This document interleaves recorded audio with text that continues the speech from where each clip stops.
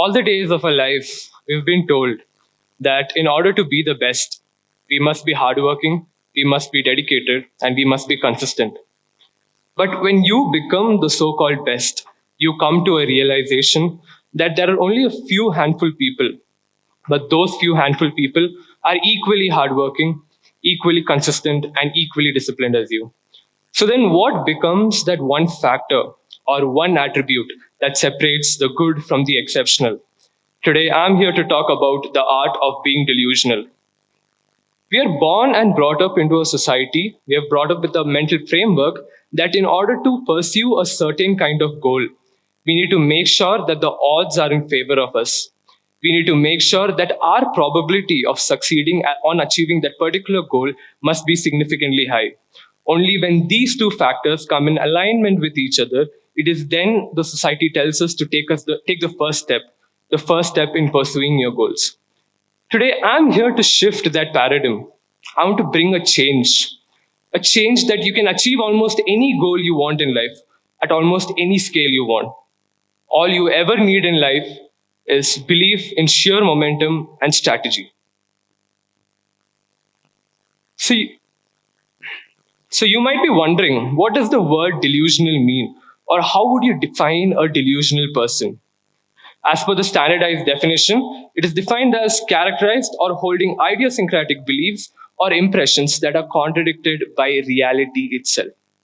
I want you to pay attention to the last three words of this sentence: contradicted by reality.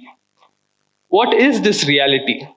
Of course, we all have a common perception of reality and we contribute our part to this so called reality. So, then, how does one exactly construct this reality? I want you guys to do a small exercise with me. Take a memory out of your life, and I want you to take a memory where you wanted to achieve a goal so badly in life that it required you to tap into 100% of your potential. Now, take that memory and keep it on a standby. Now, what I want you to do is analyze that memory, and then when you analyze it, you come to a conclusion that your path from 0% of your potential to 100% of your potential was never a linear path. It was never a linear journey. In your journey, you would have realized that when you would have hit the 30% of your potential, you would have realized, okay, this might be it. I cannot push further. This is my 100%. But then there was an inner voice, an inner conscious, which persisted along with you, which told you you can push further. When you would have hit only 60% of your potential, you would have realized, okay, this is it. I really can't do it anymore. I have to stop here. But that inner voice or that inner conscious persisted. And then this continued going on as long as you and your inner voice both were satisfied. That is then you know and you realize that you have reached 100% of your potential.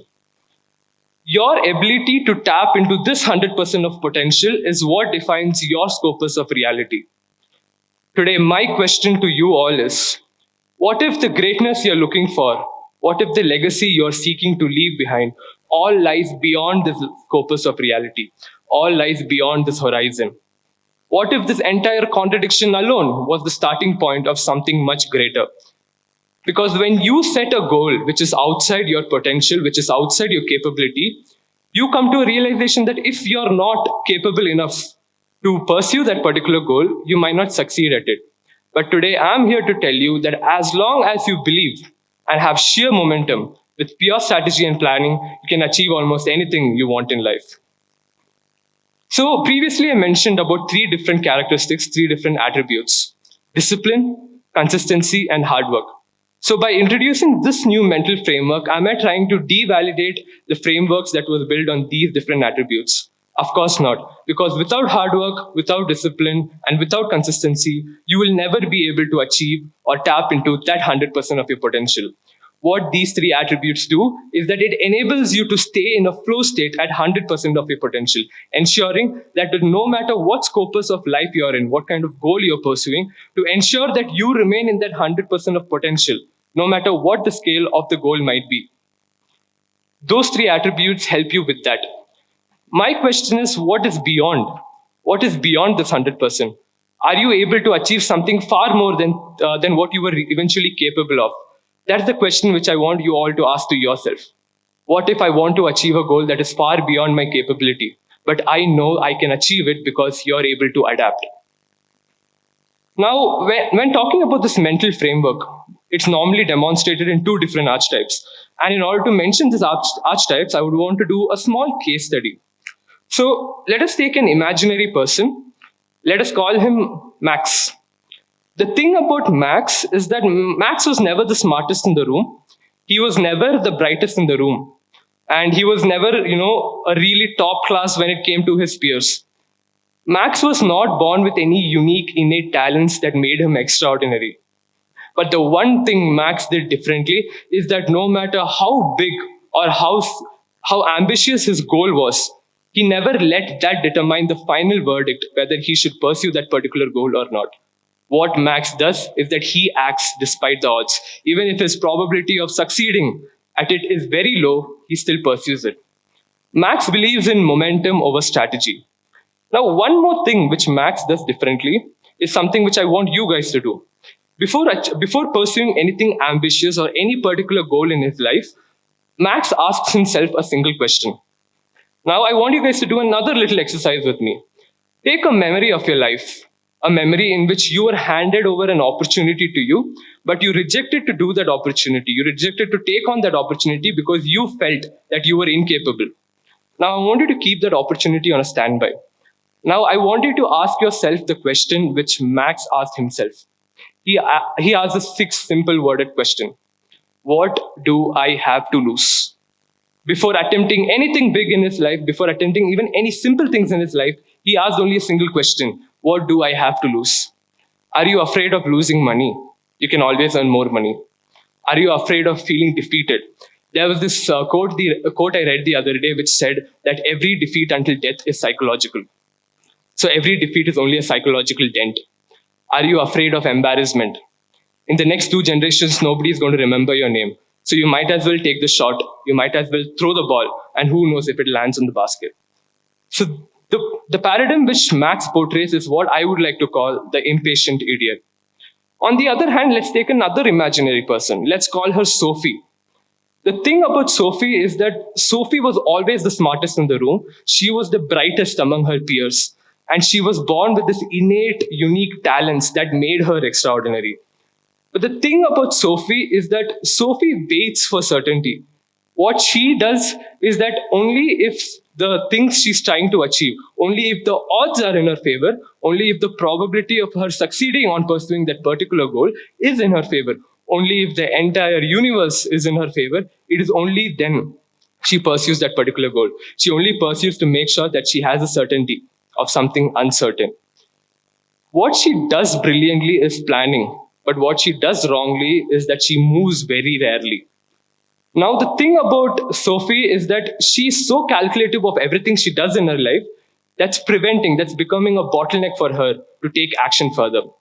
Now, as you guys would have already, had analyzed these two archetypes, you would often come to a conclusion that the impatient idiots are 30 times more productive, are 30 times more, they have more chances of being successful compared to the overthinking genius. Now, of course, every attribute has its own good side and has its own bad side. Today, my entire talk is revolved under the main side being productive delusion. What is productive delusion? Productive delusion is when your belief and your effort goes hand in hand. You adapt to feedback. Something about we human as species is that we are not on top of the ecosystem because of our intelligence. We are top on the ecosystem because of our ability to adapt. Being able to adapt is not certain features or attributes which certain people are born with. They are the features that are born to almost every human being alive on this planet because that is a survival instinct. Today, my question to you is why not leverage that survival instinct in the pursuit of the goal you always wanted to achieve in your life? Productive delusion is when you back your belief with effort, you adapt to feedback, and you use the data only as fuel, not as a final verdict. On the other hand, you have the counter opposite of productive delusion, which is called as destructive delusion. Destructive delusion is when you have belief alone. There is no work, there is no action. You ignore reality on a complete basis. You substitute your belief for work only and you never update yourself. You never adapt. This is what leads to the downfall of this particular mental framework. So I want you guys to read the article which I have put on the screen. This was an article published by the New York Times on December 8th, 1903. This was one of the most renowned journal at that point of time, and even as of 2026, they are still one of the leading journals out there in the entire world. As per the claims of this journal, it has said that even if you take the combined efforts of all the best engineers in the planet, of all the best mathematicians in the planet, it would still take man anywhere between 1 million years to 10 million years to build a technology that will fly, that will help us humans fly. This was the claim made by the New York Times. And you can say that this did not age well because just 69 days later, after this article was posted, the Wright brothers had taken their first successful flight at Kitty Hawk, California. The society had already laid down a framework for them. They had already made a boundary that we as civilization, we cannot build a technology that will enable us to fly. And that was it. That was the benchmark. Because if you were to try to pursue that, you're going to take a million years, and nobody has that much time. This was just enough reason for them to give up. But what I would like to call the biggest impatient idiots of the entire human history, the Wright brothers did not use that as the final verdict. They used that only as a fuel. Now, if the Wright brothers were there with me today, and if I asked them the simple six-worded question, what do I have to lose? Were they afraid of losing money? Of course not. They were only simple bicycle repairers. They did not have any bachelor's degree in mechanical engineering. They did not have any doctorate degree in aerodynamics. They were only simple bicycle repairers. They would have saved a lot of money on the course of multiple years. And if you would have asked them, were they afraid of losing money? Of course not. They could always earn more money. Were they afraid of being defeated? Of course not, because defeat is only a psychological end, not your final end. Were they afraid of embarrassment? I think the only people who knew Wright brothers was their family, their close friends, and probably the clients that came to their cycle workshop. So even if they did lose, they would become the laughing stock, of course. But they have left down a legacy even until now. If they wouldn't have taken this step, they would have never had a story to tell. They would have never had this legacy. So now I've talked about all this, and the main reason which helped me cultivate this mental framework was a personal experience of mine. When I started my bachelor's degree, that is when I was in my first year, so within the tech space, within the tech community, one of the most anticipated events is what we would call an innovation acceleration program. So in this innovation accelerator program is where some of the brightest minds of all the colleges across different states and countries come together to participate in a competition where you build solutions for real world problems. So I had heard about this, and it was really fascinating to me. I always wanted to take part in one of these innovation accelerator programs, but I never really participated in it because I felt incapable. I felt that it was outside my scopus of reality. I felt that I was not worthy to participate in such competitions where my chances of winning is as minimum as 0.01%. Because you're up against the best people on the planet. You might as well not try at all because you're not going to succeed. That was my mentality during the first year of my bachelor's program. And then when I entered my second year of my bachelor's program, I had got this opportunity to be part of an innovation accelerator program in the lowest level possible. It was a competition among my peers. So I was like, okay, it's just with my peers. I might as well just take a shot. Let's see if the ball may land in the basket. So I still remember after my final presentation was over, we were one of the crowd favorite teams. And, we were expecting to perform very good and be in the top 3, hopefully. And you guys won't believe we came in the top 3 from bottom. Now, this was really disappointing to me because I anticipated a lot from that accelerator program, but I did not receive it. When I was trying to analyze what exactly did I do wrong, I got an invitation to be part of an international innovation accelerator program. So you guys might be thinking, any logical person will of course not participate in it because even in the lowest level possible, you could not make a lasting impact. What will you go on an international forum when you are competing against the best students, not only from India, delegates from China, UK, California, Hong Kong? What chance do you stand in that? But then it was at that point where I had matured enough to understand and ask myself this simple question. What do I have to lose? This is not a simple question everyone can ask. This is a dangerous question because this requires a lot of you. It was at that point where I matured and I asked myself, what do I have to lose? The worst that could happen was I could lose a couple $100 and I could lose a decent chunk of time. And even if I did lose, nobody's going to know because I never said to anyone I'm going to participate in it. So I went into this program, there are like around 800, 900 teams, and everything went on smooth. Multiple rounds were over, and it was the final round. From 900 different teams, my team came to be one of the top 100 finalists. Now you might be wondering, okay, I came at this point, I was significantly really happy of how far I had come. That was actually my successful point. That was the moment where I felt really happy. And as the final round progressed and as the final round was over, I was really satisfied. My inner conscience was satisfied that I had given my best. Now what happens, we will see. So then 3 weeks after this final round was over, I was sleeping on my bed, I was scrolling through reels, and then I get a notification. Congratulations, you have won the International Innovation Acceleration Program. That was the moment. That was the moment for me when I asked myself. The first thing I did was not celebrate this achievement. Instead, the first thing I did was it gave me a flashback of the time I asked the question, what did I really have to lose? Because at that particular point of time, I did not lose anything. I gained everything that was possible. So I personally, from that point onwards, I try to cultivate on this mental framework, and I have segregated and classified certain 3 different principles which I follow before I do anything, whether the goal is small or whether the goal is big.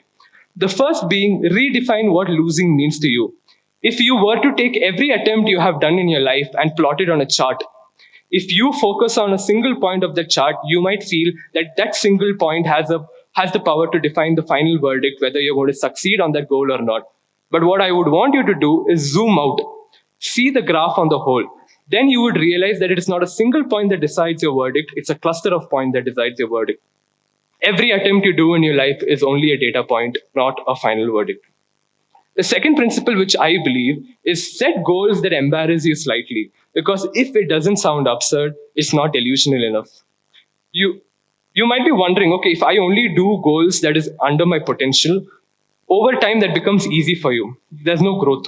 But then when you try to achieve something that's outside the scopus of your reality, it's then you realize, okay, this is it. Your ability to adapt is tested at that particular point of time. The third principle being use your own wins as permission slips. You've already done it before. The time when you thought you reached your 30% and 60% of your potential, you thought that was your end. But you persisted and completed that goal anyway. You've done it before, you can do it again. Use your wins as your permission slips. So the next time when someone tells you, what if you're going to lose? Reply to them with, what if you're going to fly? So I would like to end my talk on a single quote. Strive to be the best or be delusional enough to be exceptional. This was the art of being delusional. Thank you.